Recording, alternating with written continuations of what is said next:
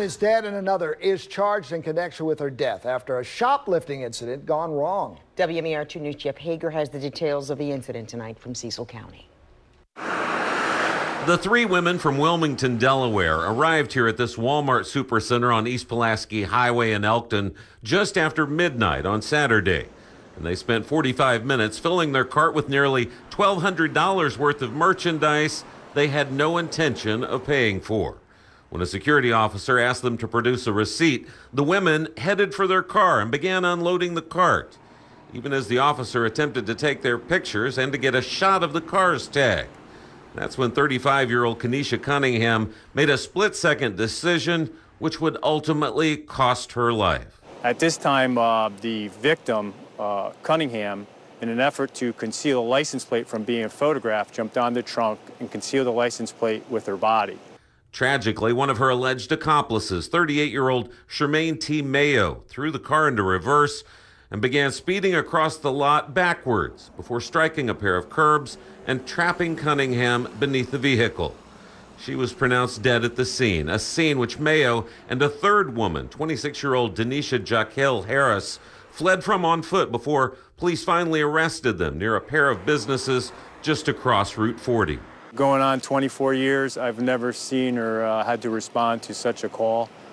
Just utter disregard for life, not having something like that happen and then not trying to render aid, and just the reckless endangerment of your kind of actions, all due to a shoplifting activity. In Cecil County, Jeff Hager, WMAR 2 News. Victims of a nationwide moving scam are finally getting some good news. They'll be able to reclaim their items after months of waiting patiently. About that, WMAR 2 News investigator Mallory Safaste has been working this story for a year now, and she joins us with more because if it's a matter to you, it's a matter for Mallory. Yeah, guys, so finally, some good news. The man accused of operating the scheme has agreed to release the household goods being stored in 6 warehouses across the country. I actually know of some victims who are going to collect their items this week. However, the bad news, we're now tracking a new operation that's left dozens of other moving victims without their belongings. They caught on to the scheme, then closed them down. In July, 12 people were charged with operating more than a dozen moving companies that held customers' goods hostage, hiked up prices, and in some cases, never returned people's households. These indictments send a bold message that moving fraud schemes will not be tolerated. The FBI and the Office of the Inspector General located many of the belongings in warehouses all across the country. But they couldn't just hand them over. First, they needed permission from Andre Shuklin, the man accused of leading the companies that took them in the first place. On Tuesday, Shuklin granted the government's request. According to court documents, investigators have identified more than 160 shipments sitting in 6 warehouses. We know where our belongings are, so that's the great news. While they work to coordinate with victims on pickup dates, another moving company appears to have picked up where the rogue operators left off. Chris Bauman hired Titan Moving and Storage van lines in June. 72 days after his move, he's still missing everything. My wife's wedding dress, she's talked about that a lot, that she, we have 3 daughters. She wanted to at least give them the shot of using it someday. That's gone. There's just lots of personal things. But I'll also tell you, this kills me to say out loud, but they've got my personal identity stuff. The moving company, purportedly in Chantilly, Virginia, also doubled his binding estimate on day of pickup. Just to give you the facts, it went from $6,270 up to $12,000. And he's not alone. Bauman has identified a network of victims of this company, and he's reaching out to any federal agency willing to listen in an effort to get them to do something. When you become a victim, and you truly feel the devastation and the pain of what this causes to your family, you need to tell people about it. Another warning, more evidence. Bad actors are driving the moving industry in the wrong direction. I honestly still feel like this is a hopeless situation for me. Looking back, Chris wishes he trusted his instincts. Titan Moving and Storage van lines asked for 35% down. It should only be around 10 or less. They said they couldn't take credit card. That's a big red flag. They gave him an estimate over the phone. It should always be in person. And they doubled the binding estimate. According to the law, the price can only be changed if it's mutually agreed upon and done before your shipment is loaded. So everyone do yourself a favor. Download this booklet. It's from the FMCSA. It's Your Moving Rights and Responsibilities. It has all of that information right here. We'll have a link to that on our website. What a shady operation. You know, people have to feel so violated and held hostage.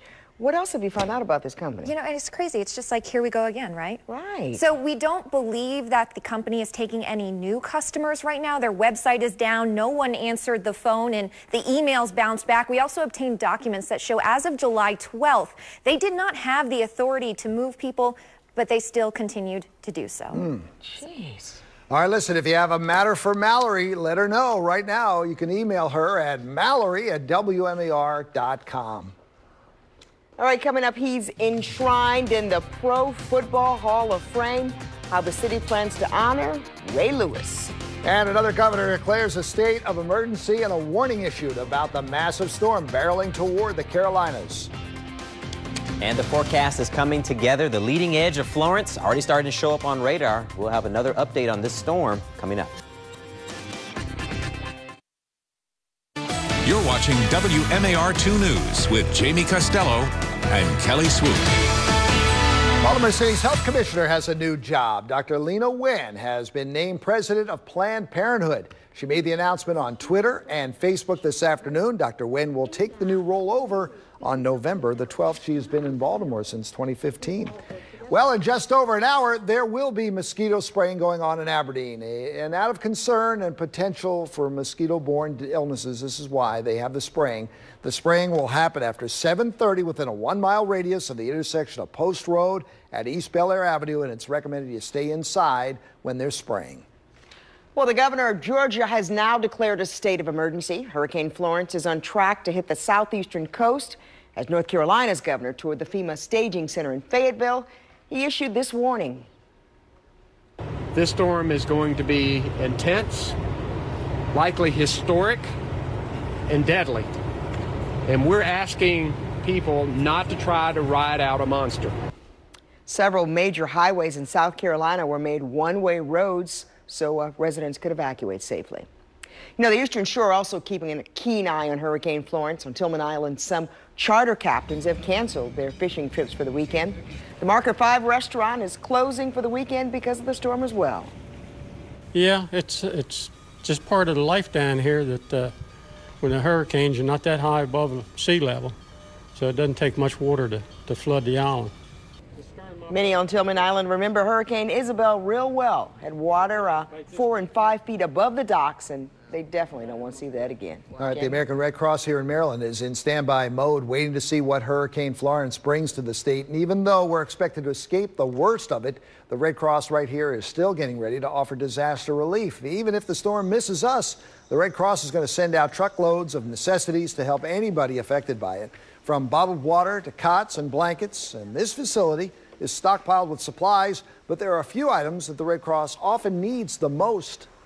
What happens when there's storms, people can't get to blood donating facilities, so it's important to give blood. Anything that people might be able to donate, like water, shelter items, but usually money. And the Red Cross expects most of the efforts will be directed towards the Eastern Shore, as well as helping those out in Carolina. So luckily for us, it looks like we're dodging a bullet. Yeah, so far, you know, I've been calling it Terrell Suggs and Ray Lewis. We've been using all the Ravens. We have some defense working on the hands of Maryland, and that's what's keeping this storm from pushing north, because Florence is trying to come north. She's just blocked at this point. And as long as that block remains in place, that's going to protect us, but it's bad for our friends down in the Carolinas. So that's where I'm going to take you right now. We'll talk first and foremost about this hurricane, powerful Category 3 storm right now. The latest national update from the National Hurricane Center will give us the latest details on the track and also the strength. But right now, some of the outermost bands of only about 130 miles away from the coast of North Carolina at this point. Something we'll continue to monitor as the updates roll out. Right now, it's at a Category 3, winds of 120 miles per hour, gust up to 150, pressure at 949 millibars, moving northwest at 16 miles per hour.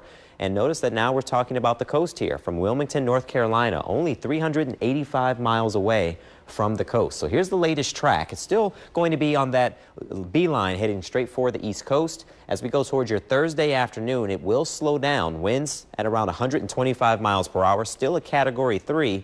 But look what happens after that. The plot thickens a little bit from Thursday